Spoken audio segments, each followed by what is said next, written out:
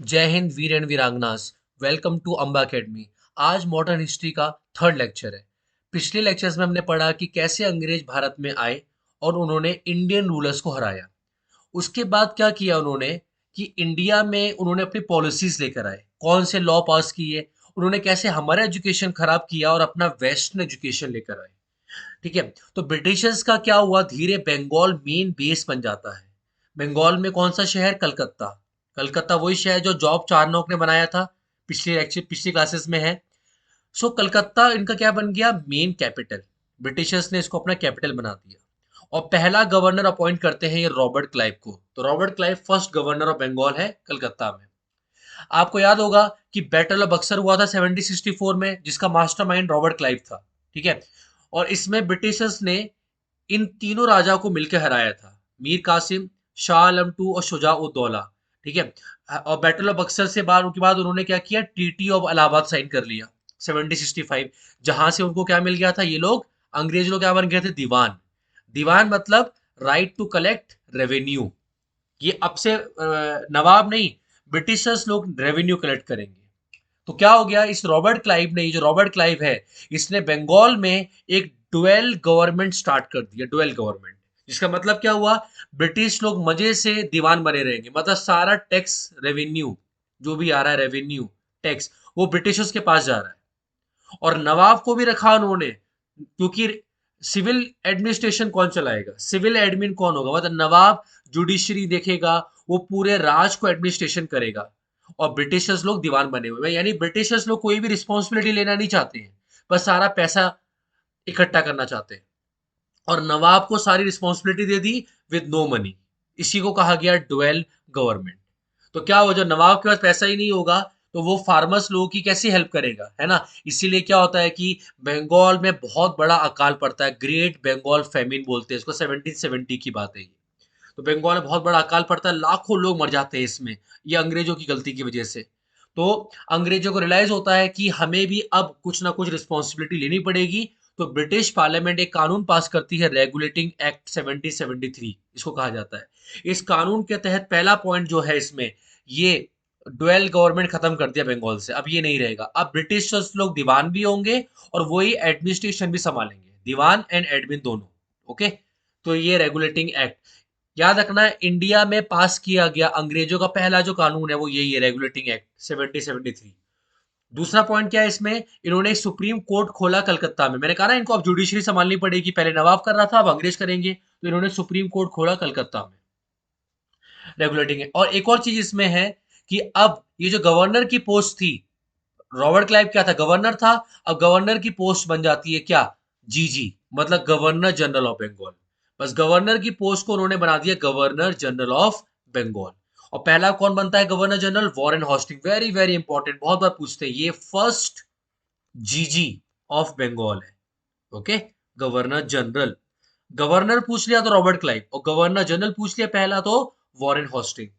अब आप इसका ड्यूरेशन देखो, 1773 से लेकर 1785, इतने लंबे टाइम तक कोई भी गवर्नर जनरल ने रूल नहीं किया है, अपने ऑफिस में नहीं रहा है।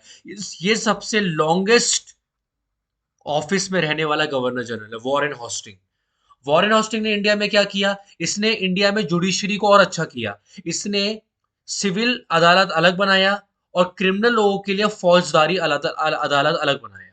ठीक है। तो सिविल केसेस के लिए दीवानी अदालत और क्रिमिनल केसेस के लिए फौजदारी अदालत।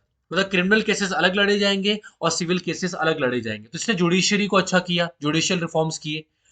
उसके बाद मुस्लिम्स के लिए उसने मदरसा अल्लाह करके एक, मतलब मदरसा खुलवाया, जिसको ये कलकत्ता में था इसलिए इसको कलकत्ता मदरसा भी कहते हैं। ठीक है। अब इसको गवर्नमेंट ऑफ इंडिया ने यूनिवर्सिटी का दर्जा दे दिया, अलिया यूनिवर्सिटी, यही। तो मदरसा अलिया, ये वॉरेन हॉस्टिंग ने इंडिया में खुलवाया कलकत्ता में।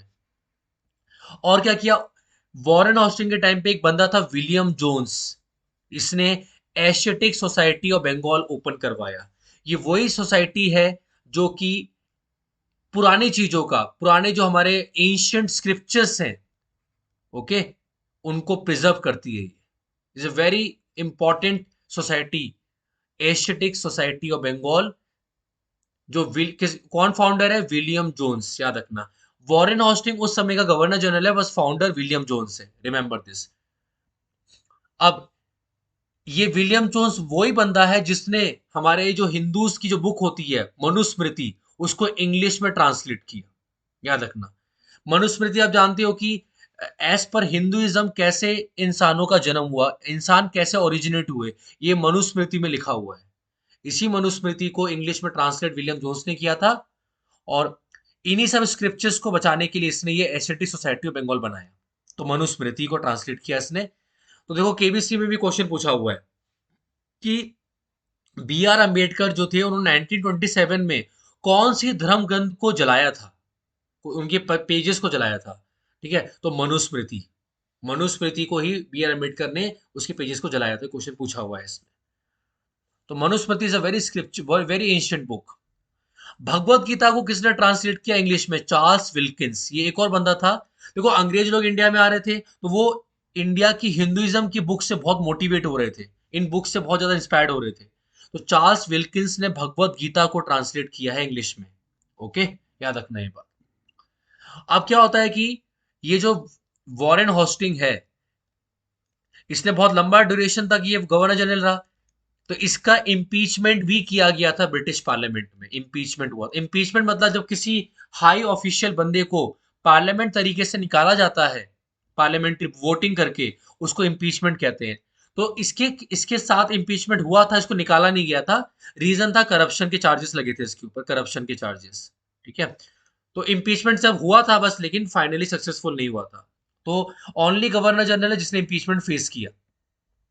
इसके बाद अगला गवर्नर जनरल कौन बनता है? कॉर्नवालिस। कॉर्नवालिस को फादर ऑफ सिविल सर्विसेज कहते हैं, ये अगला गवर्नर जनरल है। तो इसको फादर ऑफ सिविल सर्विसेज कहा जाता है कॉर्नवालिस को। पहली बात तो यही सिविल सर्विसेज लेकर आया। दूसरी चीज, कॉर्नवालिस ही इंडिया में क्या लेकर आया? जमींदारी सिस्टम। ठीक है, आप लोगों ने पुरानी पिक्चरों में अमरीश पुरी को देखा होगा, एक बहुत ही क्रूअल जमींदार के फॉर्म में। ये सारे गरीब किसान उसके हाथ में हाथ जोड़े खड़े हैं, और ये जमींदार बना रहता था। ठीक है, तो ये जमींदारी सिस्टम कौन लेकर आया? जमींदार बड़े बड़े, ये कॉर्नवालिस लेकर आया इंडिया में। इसको परमानेंट सेटलमेंट भी कहा जाता था। क्यों? क्योंकि 10 साल के लिए ये फिक्स होता था। गवर्नमेंट 10 साल का एग्रीमेंट करती थी फार्मर्स के साथ कि आपको इतना रेवेन्यू, लगान, लगान पिक्चर देखिए, लगान, ये यही फार्मर्स को देना पड़ता था। तो देखो ब्रिटिशर्स ने क्या किया, ये फार्मर्स है, ठीक है, और सबसे ऊपर ब्रिटिश है, और बीच में आगे जमींदार। जमींदार फार्मर्स से टैक्स लेगा, लगान लेगा, और वो जमींदार फिर वो फॉरवर्ड कर देगा ब्रिटिश को। तो ये जमींदार बहुत ही क्रूअल होते थे, और ये फार्मर्स को बहुत ही मजबूर कर देते थे लगान टैक्स कलेक्ट कर, लगान को कलेक्ट करने के लिए। अगर कोई भी आंधी तूफान कुछ भी आ गया तो फार्मर्स को रिलैक्सेशन नहीं दिया जाता था। तो यहाँ ये कहलाता है जमींदारी सिस्टम बाय कॉर्नवालिस। फिर कॉर्नवालिस क्या लेकर आया? पुलिस सिस्टम लेकर आया इंडिया में। जो आप इंडिया में पुलिस देख रहे हो, ये कॉर्नवालिस की देन है। ठीक है, ये एसपी जो डिस्ट्रिक्ट में होता है, दरोगा, आप देखो पिक्चर में, आपने पिक्चर ये गंगाजल पिक्चर में आपने देखा होगा इस दरोगा का रोल प्ले को। तो ये दरोगा, एसपी, ठीक है, थाने जो होते हैं, पुलिस थाने। ठीक है, यहाँ लिखा हुआ है आमजन में विश्वास और अपराधियों में डर। होता इसका उल्टा ही है, लेकिन ये जो पुलिस थाने हैं ये सब कॉर्नवालिस के देन है, पुलिस सिस्टम जो आप देख रहे हो। जुडिशियल रिफॉर्म्स भी किए कॉर्नवालिस ने। इसने कोर्ट्स ओपन किए डिस्ट्रिक्ट में और प्रोविंसेस में।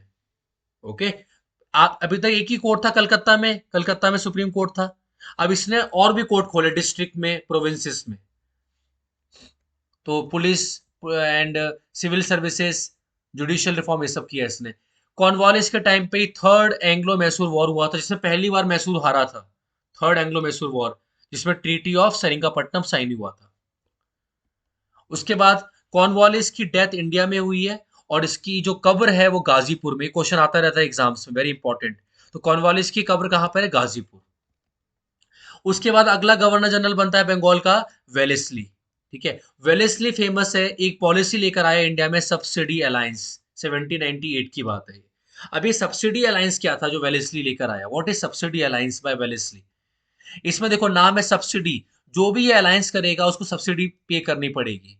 तो जो भी राजा ब्रिटिशर्स के साथ सब्सिडी अलायंस साइन कर लेगा, उस राजा जो है उसकी खुद की आर्मी खत्म हो जाएगी। खुद की आर्मी इज ओवर। अब ब्रिटिश आर्मी उसको प्रोटेक्ट करेगी। अब हम लोगों ने लगान पिक्चर में देखा हुआ, ये जो राजा था इसकी खुद की आर्मी कहाँ थी? उसके राजा के एरिया में ये अंग्रेज ऑफिसर की आर्मी रहती थी।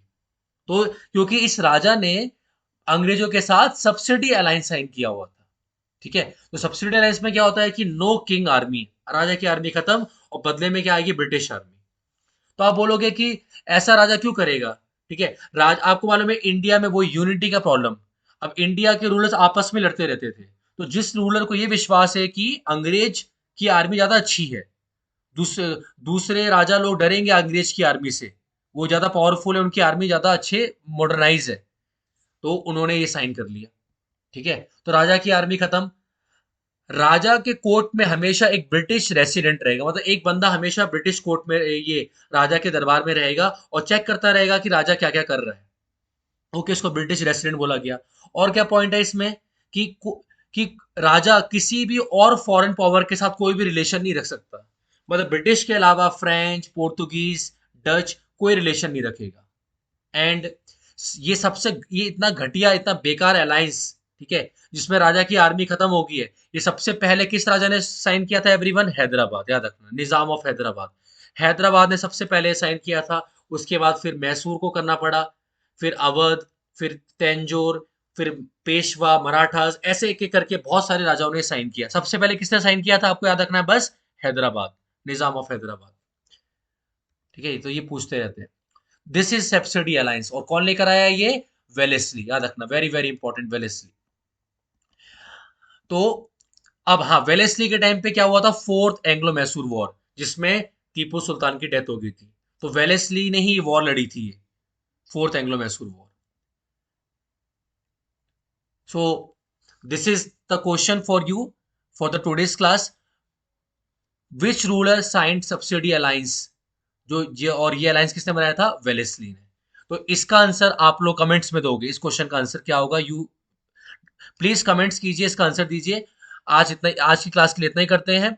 नेक्स्ट क्लास में फिर हम इसके आगे बढ़ेंगे, फिर और कौन से गवर्नर जनरल आए और उन्होंने क्या पॉलिसी लेकर आई। जय हिंद वीर एंड वीरांगनास।